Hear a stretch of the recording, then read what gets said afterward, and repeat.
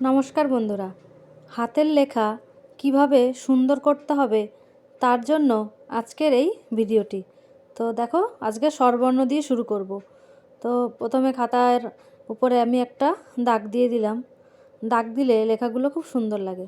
তারপরে যে দাগটা দিয়েছি ঠিক দাগের সঙ্গেই তোমাকে গোল করতে হবে। গোল করে যেমন নিচের দিকে আমরা টেনে আনি ঠিক তেমন আনলেই হয়ে যাবে। আমরা অনেক সময় কি করি, দাগ থেকে একটু ফাঁকা করে বা দাগের নিচে, তো সেরকম করলে হবে না। এবার দেখো, আটা লিখলাম ঠিক সেমভাবে, কিন্তু আয়ের যে আলাদা একটা দাগ থাকে সেই দাগের সামনে একটু ফাঁকা থাকে। তো তার জন্য আমি একটু মুছে নিয়ে সেখানে দেখো ফাঁকা করে দিয়েছি।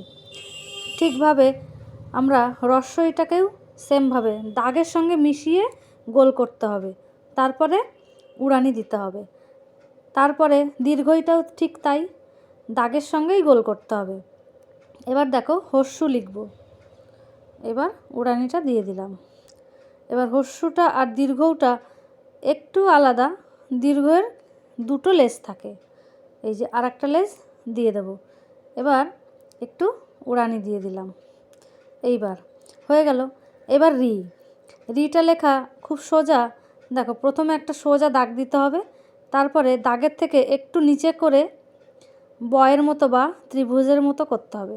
এবার রিয়ের এই পাশে একটা কলকা থাকে, সেটা অনেকে উল্টো দিক থেকে করতে পারো না, তাদের জন্য বয়ের উপর থেকে যেখান থেকে তুমি শুরু করেছিলে সেখানে একটা ঢেউ খেলানো, পরে আর একটা দিয়ে হয়।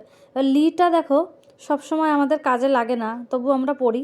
লিটা লেখা একদমই সোজা, গোল করে নিচের দিকে নিয়েছি, নিচের দিকে, তারপরে একটু কাঠবেড়ালি লেজের মতো তুলে দিয়েছি। এই বর্ণগুলো কোনো মাত্রা নেই। দেখো, এটা লিখেছি একটু দাগের থেকে নিচে করে গোল, তারপরে সোজা করে নিচে নামিয়ে একটু উঁচুর দিকে তুলে দিলেই ওইও তাই। এবার দেখো, আবার দাগের থেকেও গোল দিলেও পারো, দাগের উপরে গোল দিয়ে সুন্দর করে একটু লিখতে পারো।